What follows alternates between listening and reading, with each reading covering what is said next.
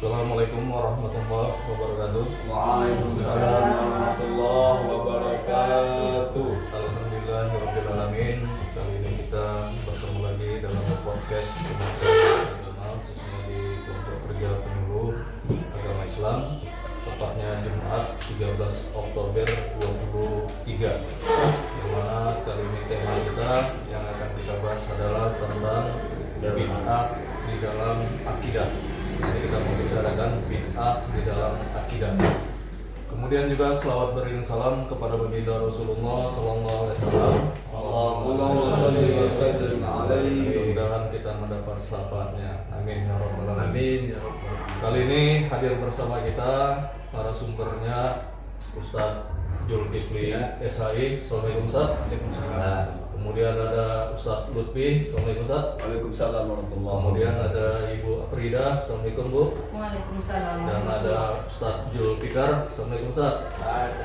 Dan juga ada Ustadz Arifin. Assalamualaikum Ustadz. Waalaikumsalam. Ya, Alhamdulillah nampaknya semua sehat-sehat dan dalam keadaan cerah-cerah ini ya. Amin ya Allah. Amin. Jumat barokah ya. Jumat barokah. Jadi gini nih Ustadz dan ibu-ibu sekalian, Mu'alimah, yang mau kita bahas kali ini adalah tentang masalah bid'ah di dalam akidah.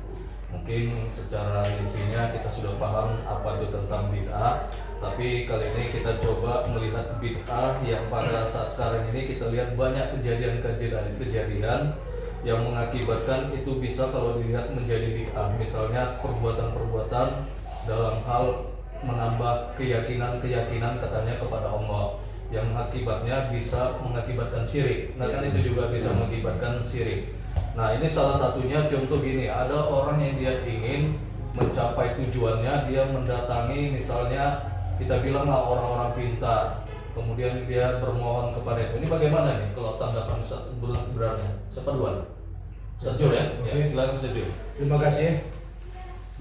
Pada dasarnya bid'ah ini kan sesuatu yang dilakukan yang tidak pernah dilakukan oleh baginda besar Muhammad SAW, baik itu dari segi akidah maupun dari segi amaliyah ya.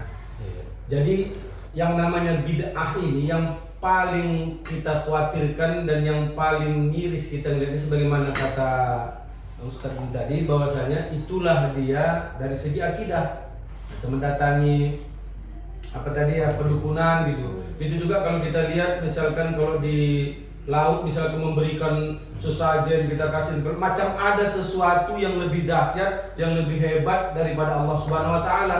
Dan ini yang paling kita khawatirkan bid'ah dalam akidah ini, karena dia memang merusak keimanan itu sendiri dan jatuh seseorang yang melakukan itu kepada tindak kekufuran. Nauzubillah min dzalik, kita seperti itu. Makanya kita harus jaga benar-benar keimanan kita, bahwasanya tidak ada yang lebih tinggi, tidak ada yang lebih hebat kecuali Allah, dan seluruh yang ada perbuatan-perbuatan bid'ah yang mengangkangi akidah kita itu harus kita jauhi. Kalau dari segi amaliyah mungkin kita sendiri dapat memahami bahwasanya sepakat memang imam 4 mazhab gitu ya.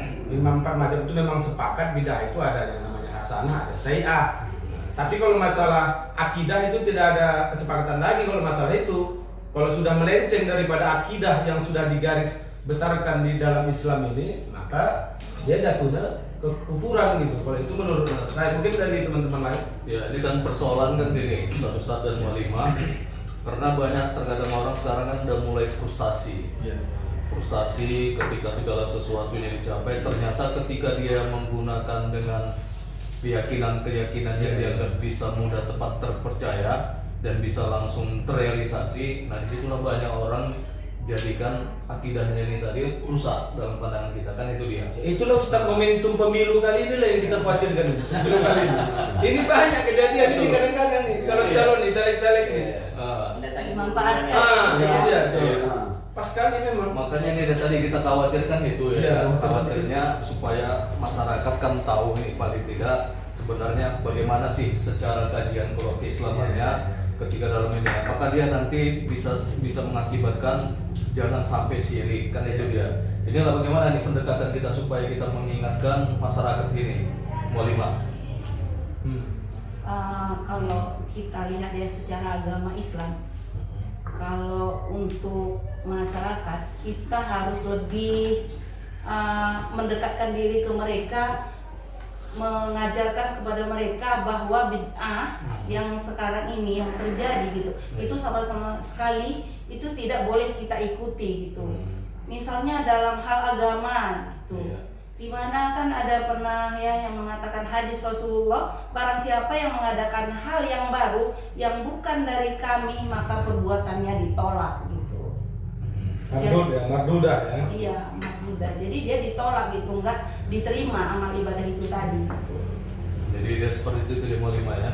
Ketika sesuatu yang dilakukan tidak ada pada dasarnya, apalagi dia bisa mengakibatkan mengakibatkan syirik tadi kita bilang ya, maka secara otomatis itu akan menjadikan sesuatu yang dia sesat kita bilangnya ataupun dolalah, Dan amalan pun tertolak. dan amalan pun tertolak.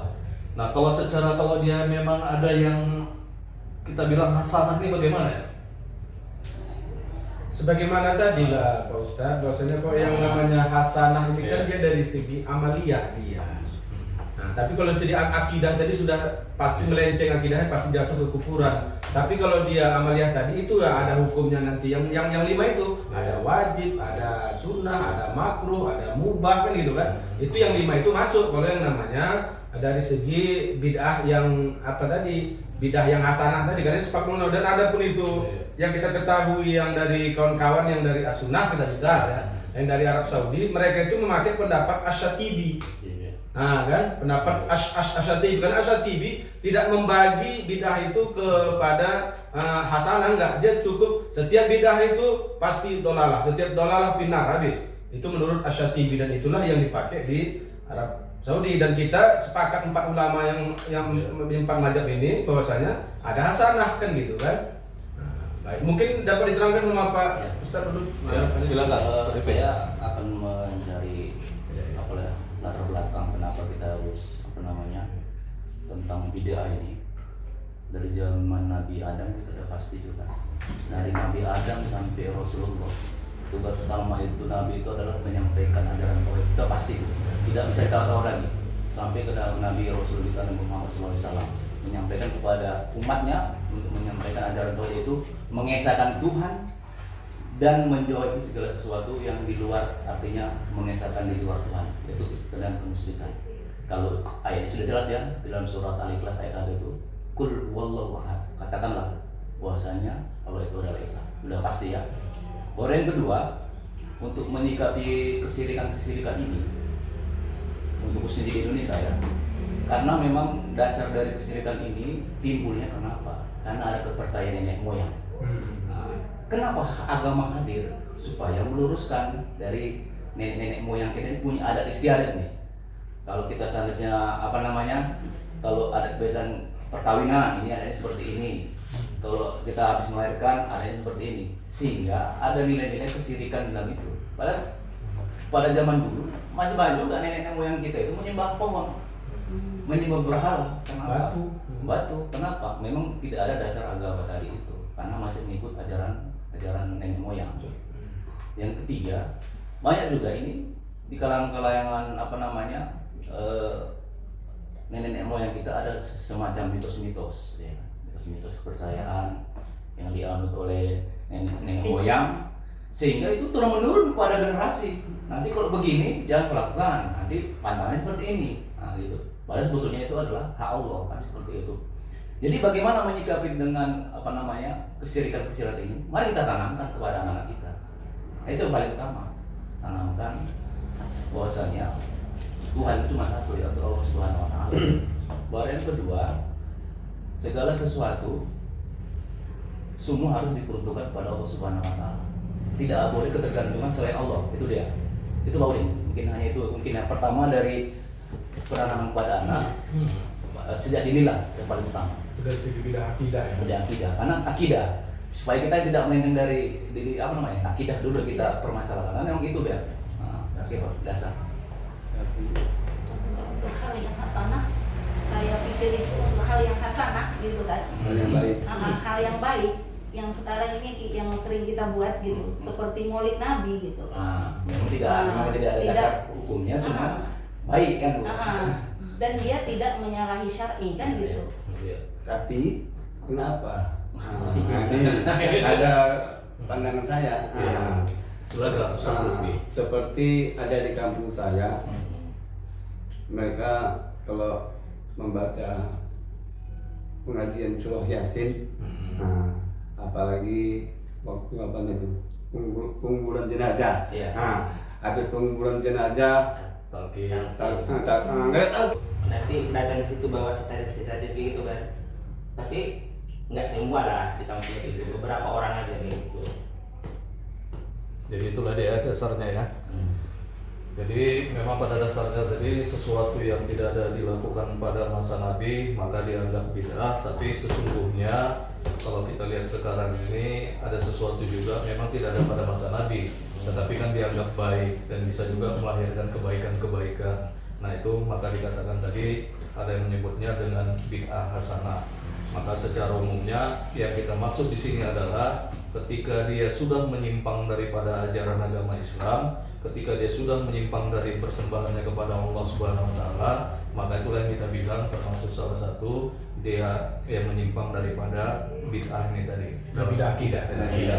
Tapi kalau dia masih amaliyah, mungkin banyak Pandangan ulama ini. Tapi kalau yang namanya akidah udah sepakat itu Udah jatuh jelas, ke ya. Quran.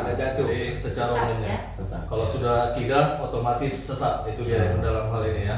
Oke, mungkin ini dalam bincang-bincang kita yang singkat ini tentang bid'ah dalam akidah, mudah-mudahan ada bermanfaatnya. Assalamualaikum warahmatullahi wabarakatuh. Waalaikumsalam. Silakan nikmati kopinya.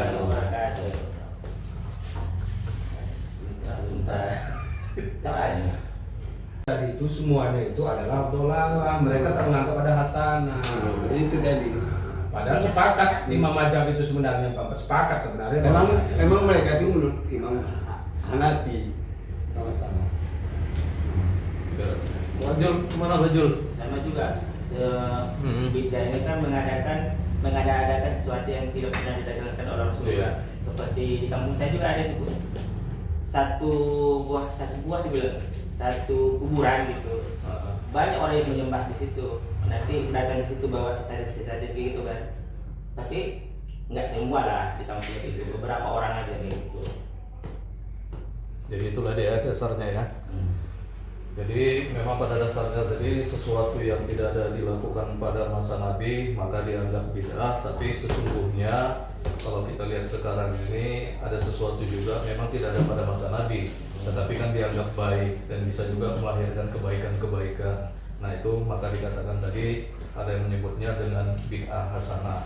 Maka secara umumnya yang kita maksud di sini adalah ketika dia sudah menyimpang daripada ajaran agama Islam, ketika dia sudah menyimpang dari persembahannya kepada Allah Subhanahu wa taala, maka itulah yang kita bilang termasuk salah satu dia yang menyimpang daripada bid'ah ini tadi. Bid'ah akidah. Tapi kalau dia masih amaliyah, mungkin banyak Pandangan ulama ini. Tapi kalau yang namanya akidah Iya. udah sepakat itu Udah jatuh jelas, ke ya. Quran. Jadi secara Sesat, umumnya, ya. kalau sudah akidah otomatis sesat, itu dia yang dalam hal ini ya. Oke, mungkin ini dalam bincang-bincang kita yang singkat ini tentang bid'ah dalam akidah, mudah-mudahan ada bermanfaatnya. Assalamualaikum warahmatullahi wabarakatuh. Waalaikumsalam. Silakan nikmati kopinya.